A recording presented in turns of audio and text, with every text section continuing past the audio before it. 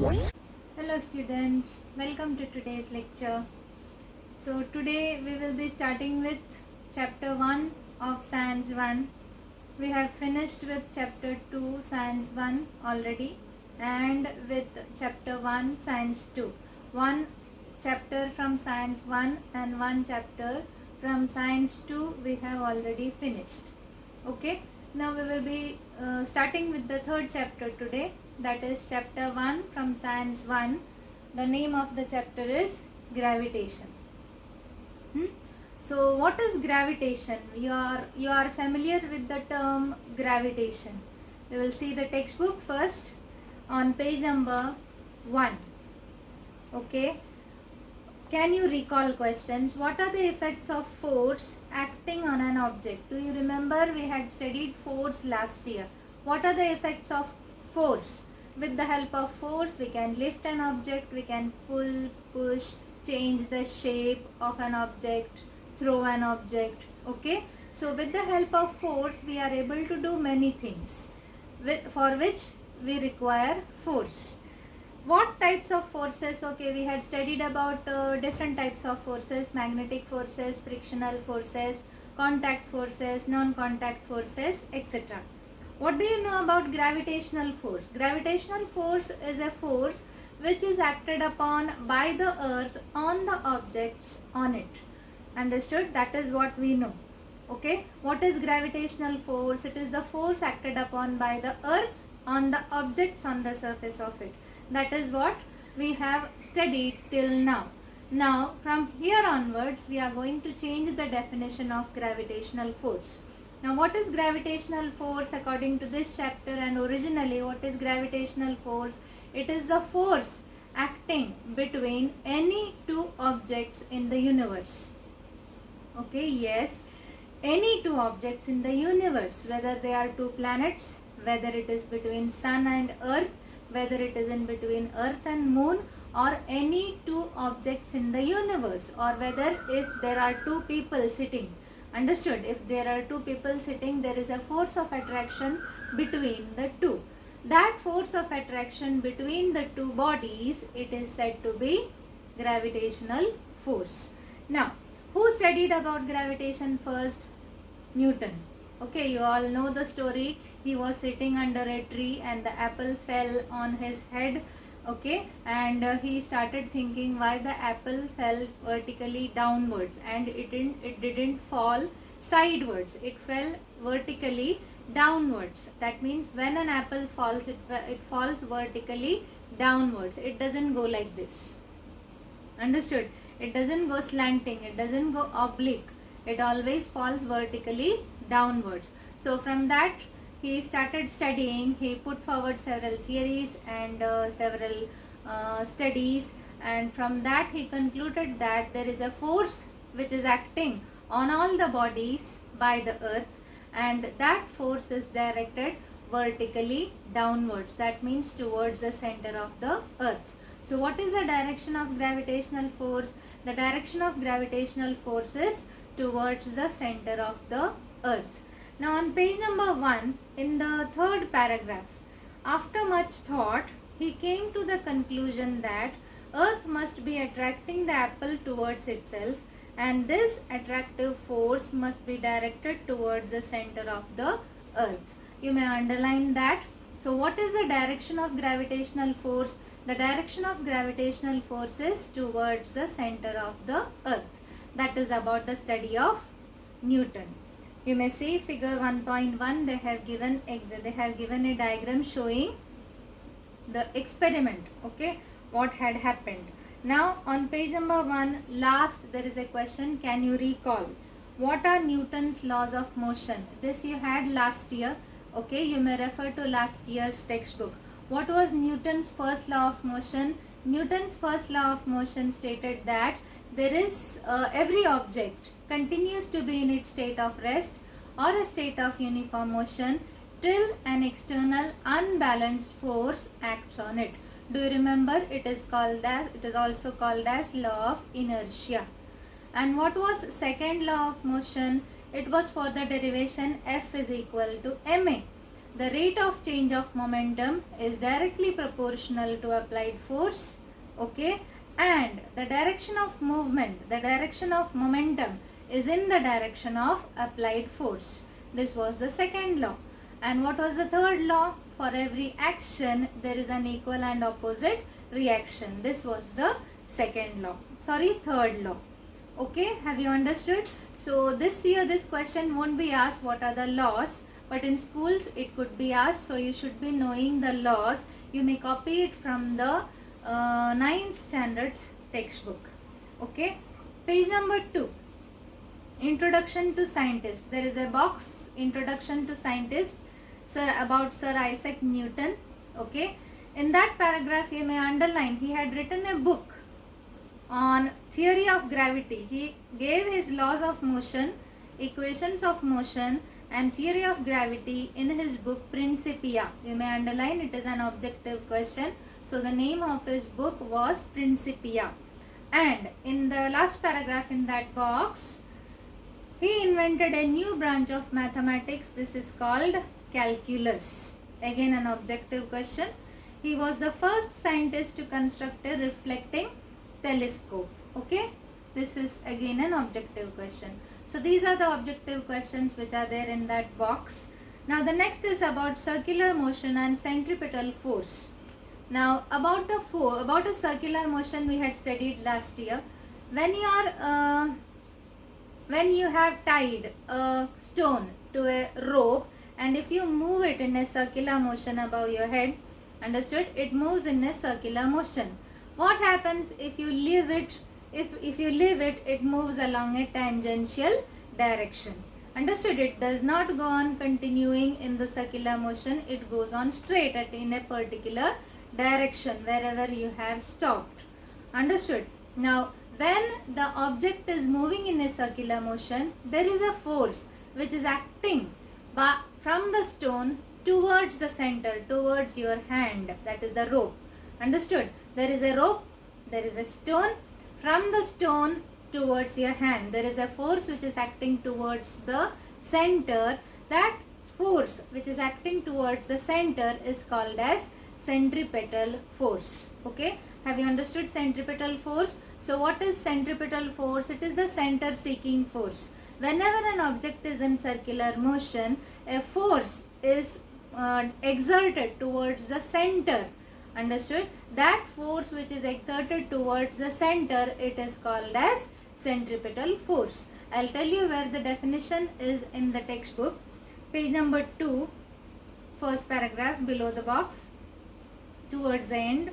Thus, a force acts on any object moving along a circle and it is directed towards the center of the circle. This is called the centripetal force. Till there you have to write. So what is centripetal force? A force acts on any object. You don't have to write thus. A force acts on any object moving along a circle and it is directed towards the center of the circle. This is called centripetal force. Till there you have to write. Okay, so whatever objects are moving in circular motion, there is a force of attraction from the orbit towards the center. That force is called as centripetal force. So similarly, the planets are revolving around the sun. Okay, so there is a force which is exerted from planet to the sun. That force is called as centripetal force. Okay, now the first topic for today is Kepler's laws. This is the first question from the chapter. It is a 3-mark question, very important question. Okay, so Kepler was a scientist who studied about planetary motion. He put forward several theories. Okay, before him also several scientists had studied about planetary motions, the position of planet with the help of naked eyes from the position of the planet. After that, telescope was discovered and it became easier to observe the planets and from the positions of the planets were studied. So Kepler was a scientist to put forward 3 laws of planetary motion. Understood? 3 laws of planetary motion. Before going into 3 laws of planetary motion, I'll tell you what do you mean by an ellipse. There is a box on page number 3. Do you know? Understood? figure 1.3. They have given the diagram of an ellipse. Now what is an ellipse? If there is a cone, okay, if there is a cone, consider this as a cone. If you cut the cone slantingly, okay, if you cut the cone slantingly, then you will get a shape which is in the form of a ellipse. Okay, so ellipse, generally we may call it as oval. Understood? It is said to be an ellipse. Now what is the importance of an ellipse? The sum of the distances to the two focal points from every point on the curve is constant. You may see the diagram. An ellipse is having two foci, F1 and F2. In the case of a circle, there is a center. In this case also there is a center. But in this case there are two foci. That means where the force is exerted more. The force could be exerted more. Understood? So that point is said to be focus. So there are two foci. Foci is plural, focus is singular. There are two foci, F1 and F2 in the case of an ellipse. And the distance from A to F1 and A to F2, that is AF1 to AF2. AF1 plus AF2 is equal to BF1 plus BF2 is equal to CF1 plus CF2. I repeat, AF1 plus AF2 is equal to BF1 plus BF2 is equal to CF1 plus CF2. This is an important topic. Okay, the sum of the distances of the two focal points from every point on the curve is constant. F is constant till there. Understood? F1 and F2 are the two focal points of the ellipse, and if A, B and C are 3 points on the ellipse, then AF1 plus AF2 is equal to BF1 plus BF2 is equal to CF1 plus CF2. That is to understand the structure of an ellipse. Okay, no any question is asked from this chapter till now. Okay, so now the question, Kepler's laws. What are the different laws which was put forward by Kepler? This diagram you have to draw if you are having a question. It is there in the textbook. This is sun and this is planet. This is the position of the planet. The planet is revolving around the sun. Now the first law is the orbit of a planet is an ellipse with the sun at one of its foci. So I have told you earlier that an ellipse has two foci. Understood? Sun could be at this foci or this foci, either at 1 or 2. Understood? Either here or here. It does not change its foci. That means one day it is here, one day it is here. It does not occur like that. Either it is here or it is here. Understood? So there are two foci and the orbit of a planet is an ellipse with the sun at one of the foci, at any one of the foci. Okay? Now the next, second law. The line joining the planet and the sun sweeps equal areas in equal intervals of time. That means this area A, B, S. I will tell you to you as an arc or a sector. Do you remember the area of a sector, area of an arc? So this much area ASB is equal to CSD is equal to ESF. That is the law. Repeat. ASB, area of ASB is equal to CSD is equal to ESF. That is the law.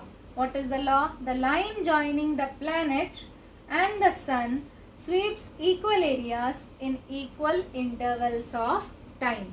That means within about 5 to 10 hours. Okay, within about 10 hours, if the planet sweeps this much, goes from A to B. If the planet goes from A to B from 1 p.m. to 5 p.m. Consider 1 p.m. to 5 p.m. means it is 4 hours. From A to B from 1 a.m. to 1 p.m. to 5 p.m.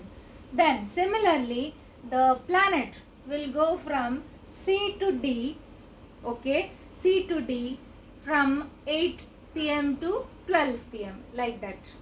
Got it? Okay, so within 4 hours, within equal intervals of time. If this interval is 4 hour, this interval also will be 4 hour, this interval also will be 4 hour, and the area covered will be the same. Area means this much area. Okay, these are the areas. These areas will be the same. Understood? So the line joining the planet and the sun sweeps equal areas in equal intervals of time. Okay. Now the third law. What is the third law? The square of its period of revolution. It means whose? Planets. The square of its period of revolution around the sun is directly proportional to the cube of the mean distance of the planet from the sun. That means the period of revolution. What is period of revolution? The time taken to complete one revolution around the sun. म्हणजे इथून इकडून जाऊन इथपर्यंत परत येणे. Understood? That is the period of one revolution. That is taken as T. Okay. And what is R? R is the radius. The radius, this distance. This distance. Now you may see here, this distance SA and SF won't be the same. So the mean distance have been taken. So what is R? It is the average distance of the planet from the sun. Average distance म्हणजे this distance plus this distance plus this distance plus this distance, whatever distances we know upon by the number of distances. It is a mean value. Understood? It is a mean value which is taken. So what does T stand for? T stand for the period of revolution, the time taken for revolution. And what does R stand for? R stand for the average distance of the planet from the sun. And what was third law? Third law is that T square is proportional to R cube. Proportional, do you remember proportional? X is proportional to Y. So X upon Y is equal to K. That means if X increases, Y also increases. Understood? Directly proportional means if one increases, the other also increases. Inversely proportional means if one increases, the other decreases, or if one decreases, the other increases. Okay, so that is what is directly proportional and inversely proportional. Here T square is directly proportional to R cube. That means the square of the period of revolution is directly proportional to cube of the average distance of the planet from the sun. So the square of its period of revolution around the sun is directly proportional to the cube of mean distance of the planet from the sun. From the equation you will be able to write. So T square is directly proportional to R cube, or T square upon R cube is equal to K. Now what is K? K is a constant.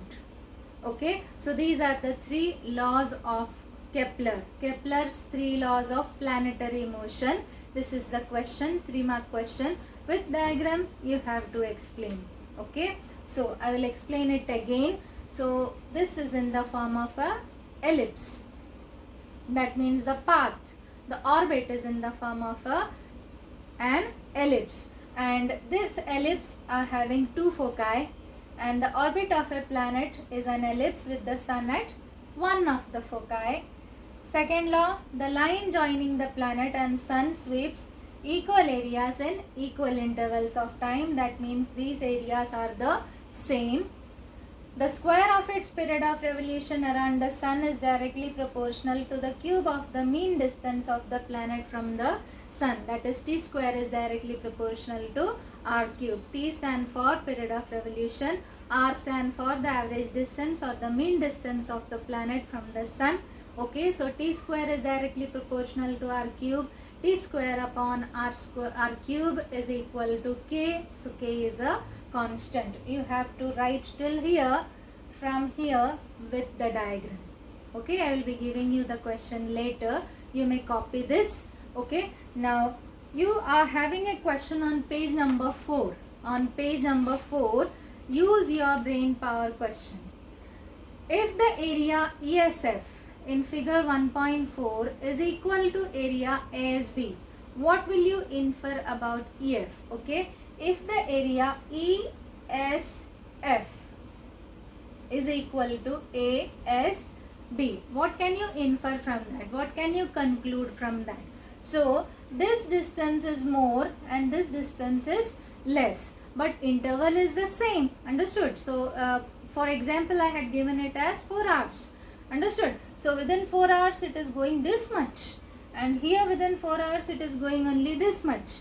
Okay, so according to second law, this is the question. EF and SB are distances traveled by the planet. EF and SB. Okay, it is not SB, it is AB. Okay, EF and AB are the distances traveled by the planet. They are not the same. Okay, they are not the same. Planets move faster when nearer to the sun and slower when it is away from the sun. When it is nearer to the sun, they move faster, and when it is far away from the sun, then it moves slower. Now why? Because it has to cover, it sweeps equal areas in equal intervals of time. That was the law put forward. Okay, so hope you have understood this answer. This question was also asked once. After they will give you the diagram and ask this question. This is the answer. You may copy this. You may copy this answer separately and this answer separately, because they are two different questions. Okay, so this is the next topic. Newton's universal law of gravitation. So after Kepler, Newton put forward the law.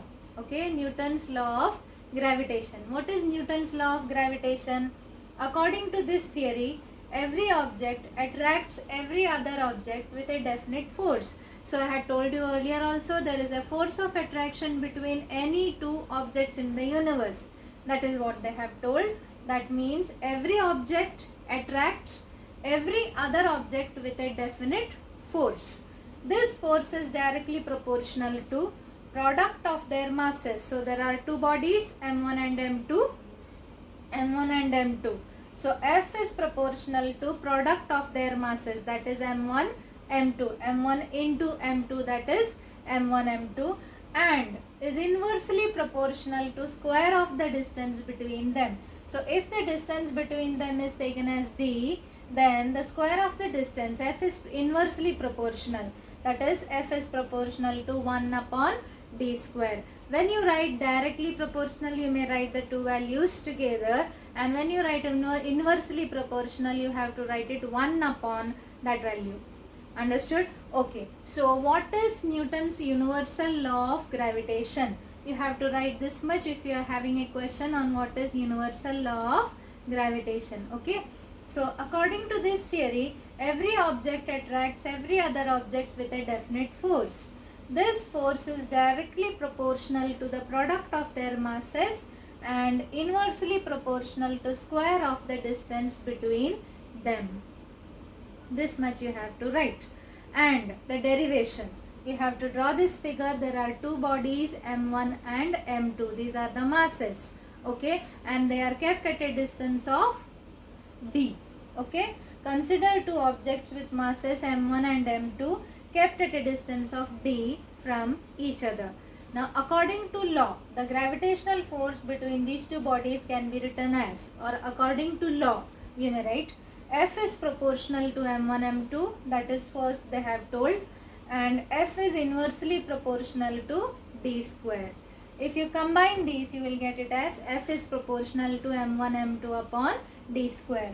Now whenever you convert the proportionality symbol into equal to, you have to put a constant. Okay, this is a law. X is proportional to Y, that is X upon Y is equal to K, where K is a constant. Similarly, F is proportional to M1, M2 upon D square. So F is equal to G M1, M2 upon D square, where G is the constant here. They haven't taken it as K, they have taken it as G. Understood? And what does G stand for? G is the universal gravitational constant. That value does not change. The value of G is 6.67 into 10 raised to minus 11 Newton meter square per kg square. Understood? It is read as Newton meter square per kg square or Newton meter square kg raised to minus 2. Okay? Okay, or this I will show you how to write it. It is written like this also.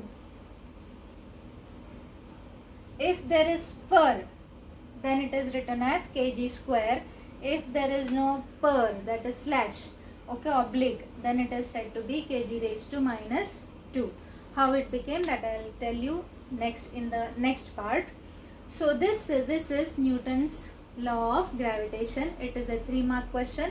If it is a 3-mark question, you have to write till here.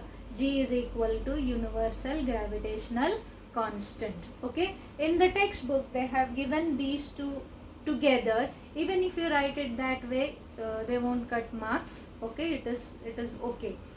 Now, what is universal law of gravitation then? According to this theory, every object attracts every other object with a definite force. This force is directly proportional to product of their masses and inversely proportional to the square of the distance between them. Okay, consider there are two objects with masses m1 and m2 and the distance between them should be d. Okay, it is taken as d here. Okay, so f is proportional to m1 m2, f is inversely proportional to d square, or f is proportional to 1 upon d square. If you combine it, you will get it as f is proportional to m1 m2 upon d square. When you convert the proportionality into equal to, you have to put a constant. Here they have taken g as the constant. The equation becomes f is equal to g m1 m2 upon d square. Okay, where g is the universal gravitational constant. What is the value of g? It has been calculated. Okay, you don't have the calculation how to calculate it. You have to just by heart the value. The value of g is 6.67 into 10 raised to minus 11 Newton meter square kg raised to minus 2. Okay, you may copy this. Now on page number 4, in the second last paragraph, first sentence, okay, they have given a sentence but they haven't proved it. They have just written the sentence. This could be asked as a fill in the blank question or to prove it. Okay, you could be asked to prove it also. Okay, now how to prove it? So the question is, if the mass of one object is doubled, the force between the two objects also doubles. That is the statement which is given. That means if there are two objects m1 and m2. Consider if the mass of other object is two times, it doubles. If the mass of one object is doubled, the force between the two objects also doubles. How will you prove it? So let the force be F1. Consider the force between two objects be F1. Here m is equal to 2m1. Mass is equal to doubles. They have told that is twice. Okay, that is 2m1. So we are having the equation F is equal to gm1 m2 upon d square. What does F stand for? F stand for gravitational force. Understood? F is gravitational force, G is universal gravitational constant, m1 is mass, m2 is mass, d is distance. Okay? So F1 is equal to G m1 m2 upon d square. G is equal to 2m1. Instead of m1, I have written 2m1 because the mass has doubled. So 2m1 m2 upon d square. I am taking this 2 towards the left hand side. Okay, it is a proof question. So 2 is equal to 2 into gm1 m2 upon d square. And what is gm1 m2 upon d square? Gm1 m2 upon d square is equal to F. So the equation becomes 2 into F. So it becomes 2F. So F1 is equal to 2F. F1 is equal to 2F.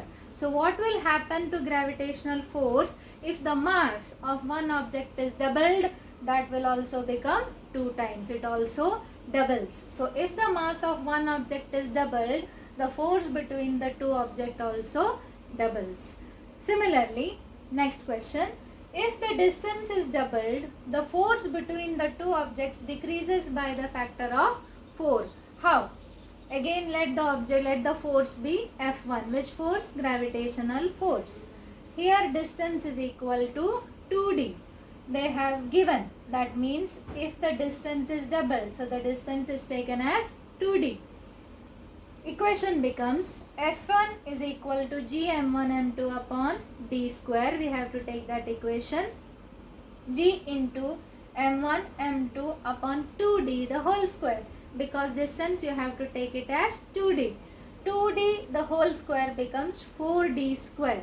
So it becomes g into m1 m2 upon 4d square.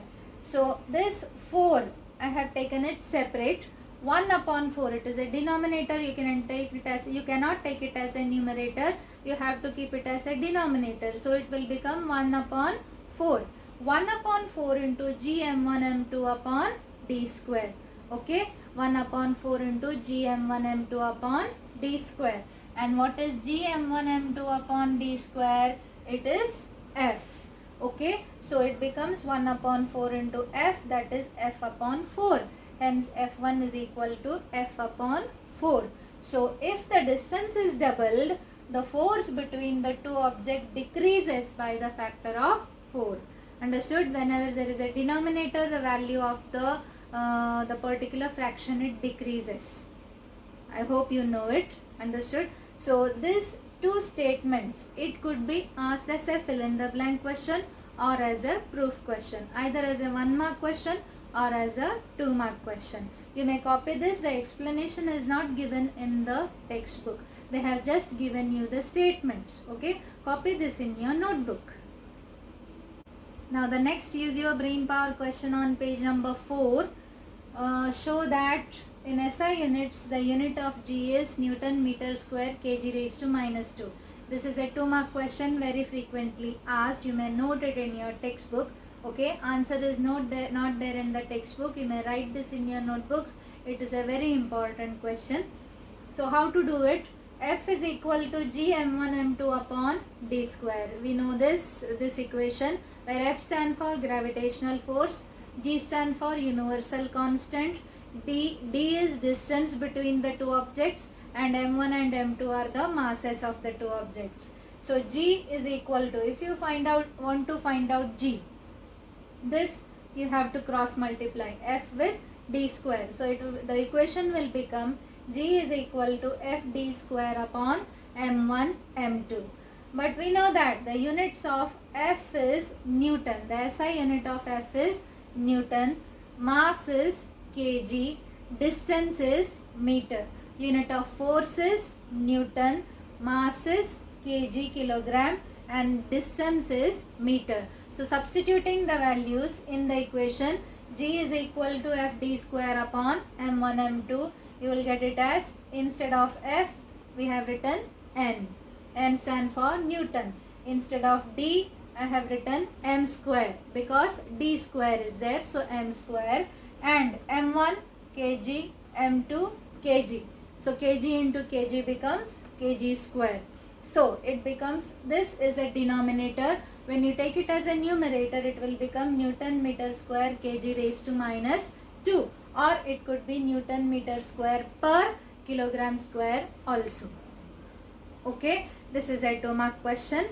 Understood? Now the value of G, we know the value of G, already discussed the value of G. It is 6.67 into 10 raised to minus 11 Newton meter square plus Newton meter square kg raised to minus 2. Okay, it was put forward by a scientist called as Henry Cavendish. Define G. This is a question which could be asked. There are 2 definitions in the textbook. You may write, you may read, or you may learn both the definitions, or any one definition, whatever you find easier. In SI units, the value of G is equal to the gravitational force between two masses of 1 kg kept 1 meter apart. That means we know the equation F is equal to G m1 m2 upon d square. Okay, I will show you. F is equal to G m1 m2 upon d square. What will happen if m1 is equal to 1, if m2 is equal to 1 and d square is equal to 1?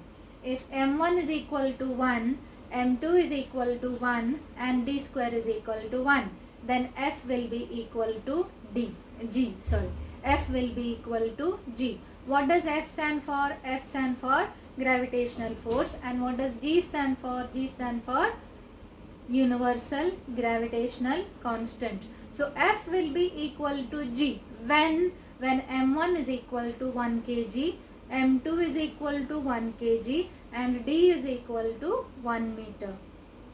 Okay, so what is the definition? In SI units, the value of g is equal to gravitational force. G is equal to f when if between to gravitational force between two masses 1 kg. Okay, in SI units the value of g is equal to gravitational force between two masses of 1 kg kept 1 meter apart, or the value of g is the gravitational force acting between two unit masses. Unit means 1. Unit masses kept at a unit distance away from each other. You may learn any of these two definitions. Okay, hope you have understood about the question.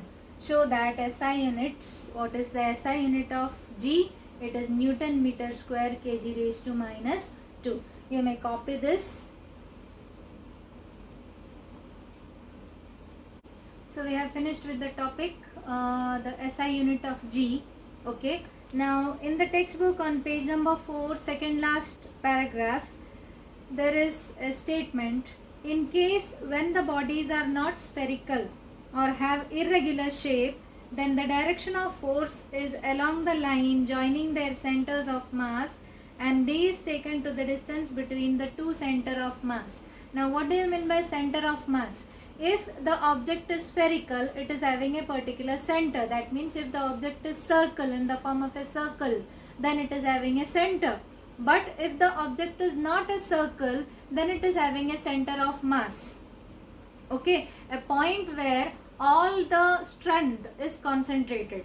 A point where all the strength is concentrated, that is said to be a center of mass. You might have seen it on in TVs that when you lift a cycle, okay, when you lift a cycle, then the center of mass is on the is at a particular line. Okay, and if when the cycle you are not lifting a cycle, you are keeping it in a horizontal position, then its center of mass is different. That means a portion where the force is concentrated, that is said to be a center of mass. So if the object is in the form of a circle, then the center of mass is in the center itself. But if the object is in the form of a circle, then or circular, then it is the force is exerted, this concentrated at the center of mass. That means the distance between the two you have to take in between the two center of masses. On page number 5, there is a box at the top. The center of mass of an object is the point inside or outside the object at which the total mass of the object can be assumed to be concentrated. Okay, so that is center of mass. So what is center of mass? It is the point inside or outside the object where the total mass of the object is concentrated. And the center of mass of a spherical object having uniform density is at its geometrical center. The center of mass of any object having uniform density is at its centroid. You may mark the last sentence, it is asked as an objective. No any question has been seen from this part. Okay, only what do you mean by a centroid? That is the question. Okay, now we may move on to the next topic, that is how did Newton postulate the inverse law of gravitation? As this is a connected part to G, that is why I am taking it in this lecture itself. Okay, actually it has become a very long lecture, but hope you have understood all the parts. It is very important for you to understand F is equal to G m1 m2 upon d square. Who put forward this theory? This theory was put forward by Newton. based on the laws which were put forward by Kepler. So he took the studies of Kepler, he took the laws of Kepler and studied on it, and he put forward his laws which is universally accepted. Okay, now how did Newton postulate the inverse law of gravitation? So Newton told that F is inversely proportional to d square. Okay, what is d? It is the distance between the two objects. F is inversely proportional, that is F is proportional to 1 upon d square. I have written it in the other part of the lecture. F is proportional to 1 upon d square, that is F is inversely proportional to d square. How did he arrive on this? Okay, d means distance, r means distance. Okay, consider a planet moving in a circle with constant speed around the sun. Okay, there is a planet which is moving around the sun. Okay, centripetal force is acting towards the center. We know that there is a force which is acting towards the center. That force is called as centripetal force. If m is the mass, v is the velocity, and r is the radius. R radius means the distance of the planet from the sun. Okay, the distance between the two objects, the sun and the planet. So r is taken as the distance between the two objects. Here it is the sun and the planet. Okay, so then F is equal to mv square upon r. This equation is the equation for centripetal force. They have directly given it. You don't have any derivation. You have to just learn it from the textbook. Okay, this derivation you are having. For the derivation for this you don't have. You have to just learn it from the textbook. F is equal to mv square upon r, where F is centripetal force, m is mass, v is velocity, and r is radius. Here r radius means distance. In circular motion, v is equal to 2 pi r upon t. This equation we had learned last year. Whenever there is an object in uniform circular motion, then the velocity of the object is equal to 2 pi r upon t. The object moved. Understood? What is the distance? It is the circumference of the circle. The circumference of the circle is taken by 2 pi r. So it will be 2 pi r upon t. What does t stand for? T stand for the time taken for revolution. Substituting in 1, we get, okay, in 1, you are going to substitute v is equal to 2 pi r upon t. Here in the equation F is equal to mv square upon r. So instead of mv square upon r, it will become m into 2 pi r upon t the whole square upon r. Okay, you have to square it. 2 square is 4, pi square r square t square upon r. Okay, now this t square will come below. M into 4 pi square r square upon t square r.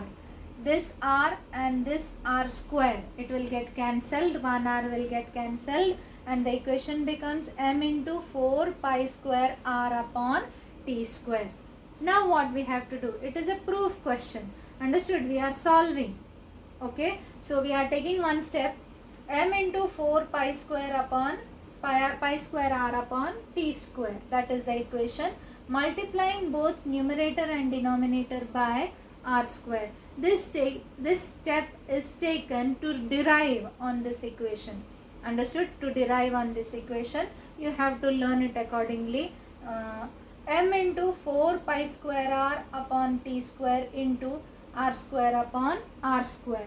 Then if you multiply this, you will get it as 4 pi square mr cube upon t square r square r square, which is equal to 4 pi square m upon r square into r cube upon t square. I have taken it separately.